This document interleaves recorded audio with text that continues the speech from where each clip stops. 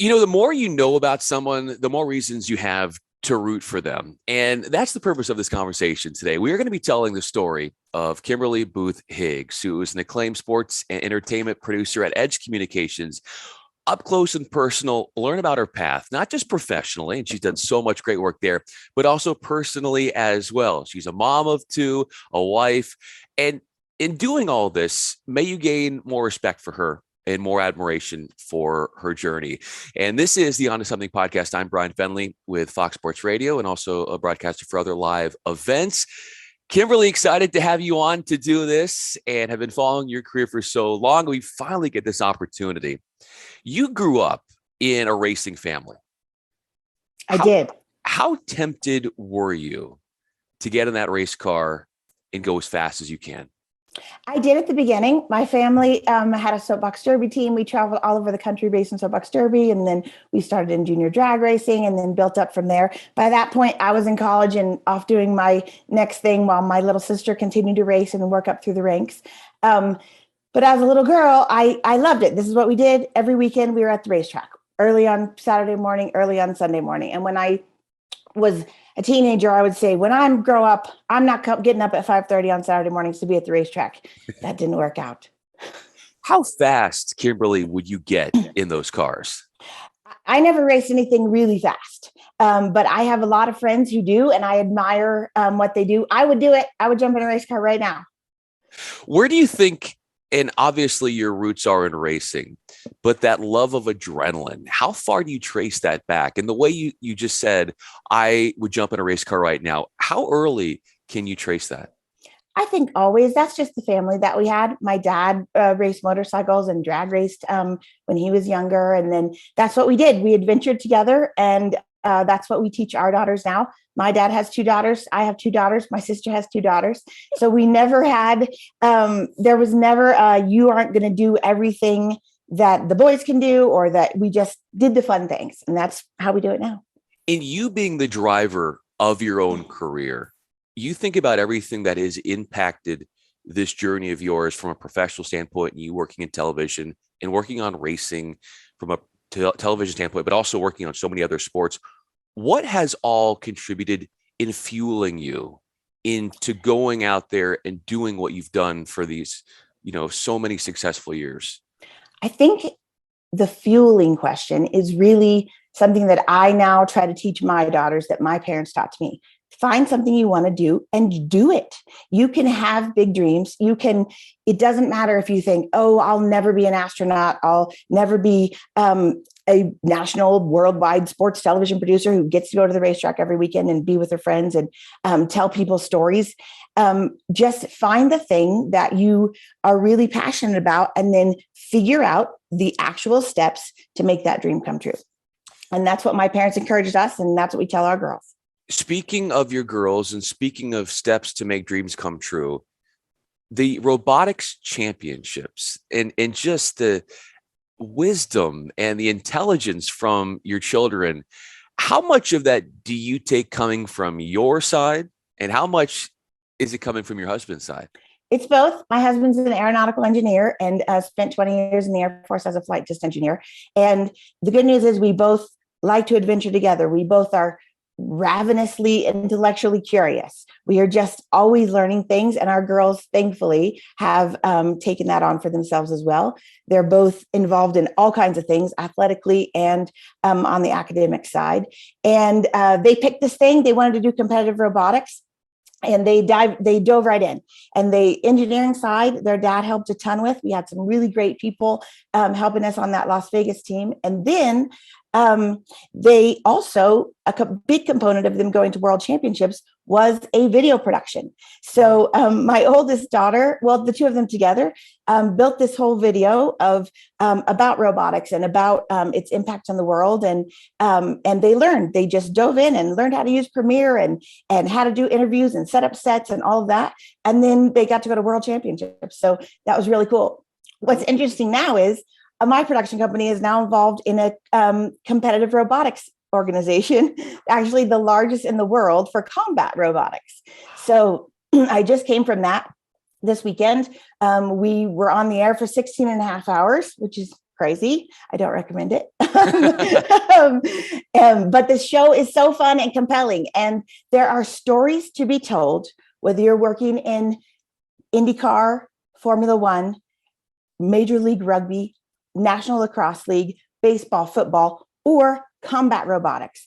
And the main thing is to find those stories and entertain and educate all your viewers along the way. That's what I try to do.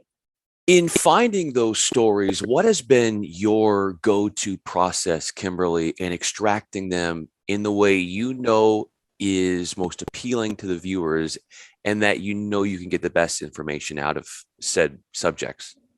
I had really good teachers along the way who taught me to see people, right? To learn their names, to not forget their names, to care about their families, to care about what happens at home, to ask them questions that you would ask them if you were just their friend. Now I have the advantage of learning about them on social media too, right? That was something that when my career started, we did not have. I'm not that old. I will try to think about. Anyway, but you have to see people, and everyone has a story. And most of the time that story is really compelling.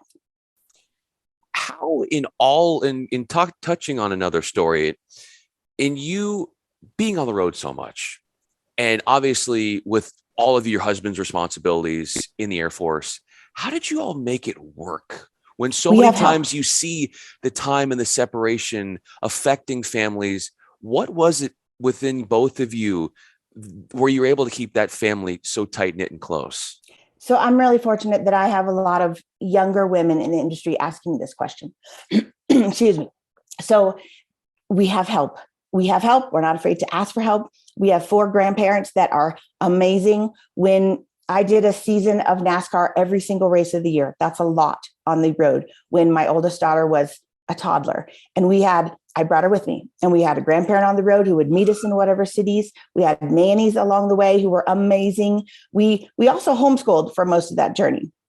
So my girls were really good about self-discipline. They had to learn that, right? We're really scheduled and regimented in our house, but we also know how to really have fun. So we make both those things happen. If you check off your list, then it is fun time. It is like last night, my daughter did all her things for a school day, wrote a paper, went to rock climbing practice, did all of her things, and she came home. Guess what? You can get in the pool because you accomplished your list. And so that's sort of how we do our day.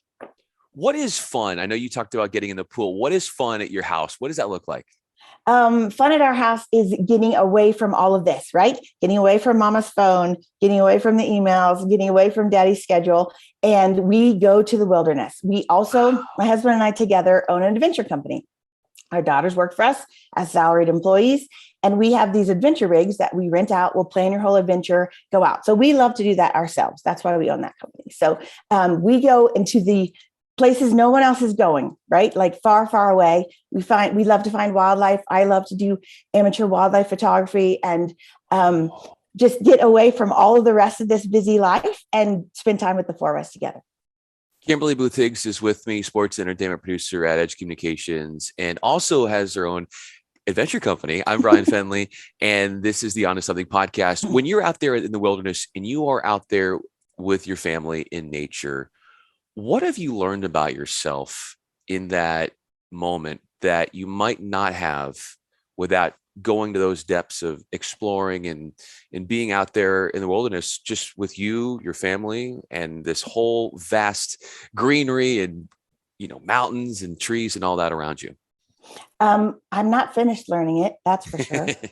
There'll be times when this happened. We were at Grand Tetons National Park, and we were actually in the wilderness between there and Yellowstone. And somehow I get a little cell signal, and then the phone starts ringing up the hook, and now we need to go find some cell service so I can sit and do a 3-hour conference call for a big new project. So that still happens. I'm not saying it doesn't.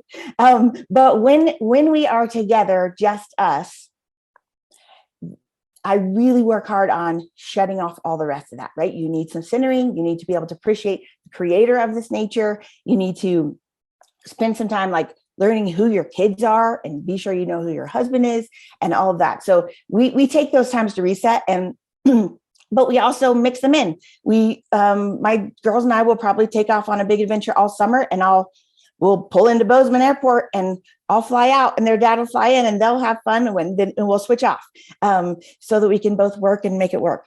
It is possible. I'm not saying it's easy, but it's possible. It is possible. If there's any way to see that it can happen, it's your family and the way you're able to pull that off. Kymberly Booth Higgs is with me. Of course, I'm Bryan Fenley. In you looking at how you conduct yourself with so much energy, positive energy radiating from you, I feel that, we see that, and that also finds itself in your work situation when you're in the production truck. That energy, that positivity, how have you gone to that and to create such a cohesive environment around you? I really have worked hard to create that environment around me, because that's why I started a production company, because I get to choose who works for Edge Communications. And there have been some amazing people that I've worked with through the years who have taught me everything, who taught me to create that environment. When you're the producer, you set the tone for the whole truck, for the talent in the booth, for the people on the sidelines, for all the camera operators, for the tape room, for the video room, for audio, because if you're enjoying yourself and you're enjoying the subject matter, everyone else should be able to as well. So I really feel fortunate to be at a place now at this point in my career when I get to pick who's sitting beside me and sitting behind me and sitting in all the places. Because if we can together cohesively create that environment, then it doesn't feel like work. It feels like we're just having fun every day. Having your husband by your side through all this, how has he been uplifting to you? Obviously from a personal and familial standpoint, but also in the workspace, in him being there advocating for you? What Travis does is the second I accept a new project or we start talking about a new project, he digs into that. He said, okay, wow, I'm going to learn everything there is to know about lacrosse.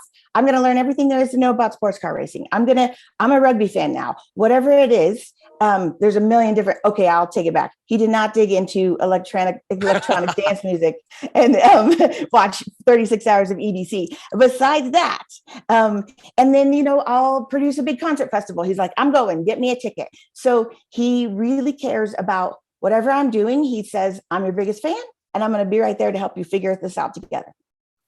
He's your biggest fan, but in this conversation, Kymberly, you're gaining fans as people learn more about your story.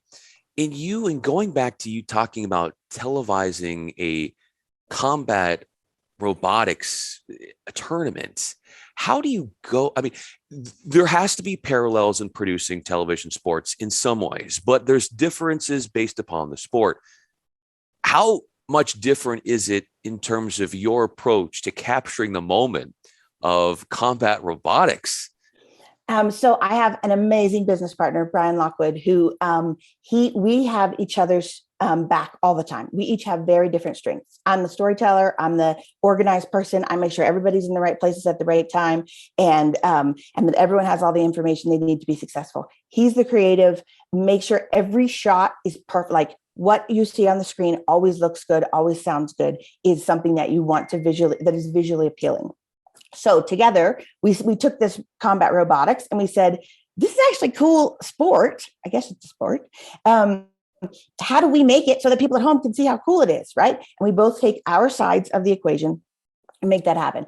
Combat robotics is really just drag racing. So I knew plenty about that. You start with a bracket in the beginning of the day, and you work your way down through the bracket. There's an elimination bracket. You have to lose twice. You have to cover every bit of it from when they say go to when the timer goes off. It's just drag racing again, which I'm really familiar with a different thing, with robots tearing up cages and catching on fire and sawing them in half. It's crazy. How do you let yourself in sort of reflecting, appreciate what you've done so far in the industry? Is that hard to do? Because when you're in the thick of things and you're always on the grind, there's always that, all right, we got to prepare for that next event. How hard is it for you to sit back and sort of revel in what you've done and appreciate what you've already accomplished? I probably don't do that. I'm I'm really bad at that. I'm really like, what's the next cool thing we can do? What's the what needs help? What can be better? How can we get involved in this? I see I watch we're talking about the Pacific Air Show. I watch a show that I've never produced before, an air show, but I've been to a million of them. And I look at it with my business partner. I say, we could do this so much better. Let's do this. And then that's how it just keeps happening. And so I'm not very good. I'll say Facebook memories help, right? When you see something from 10 years ago and you're like, wow, that was a really cool day in my life, that I got to be there and do that. And that's something I worked for my whole career to get to that point. Then I do like a little, 5 seconds in the morning when I look at Facebook. But other than that, I'm on to the next thing. Well, that's what powers you, and that's what has made you so successful. You talk about these ideas that you have. You look at events and then you think to yourself, how can I make it better? What are some of those notable ideas, and not to put you on the spot here, but that you have implemented in a broadcast that you take a lot of pride in changing the way in which we watch sports? It's not a hard question for me, because the answer is everyone needs a reason to care.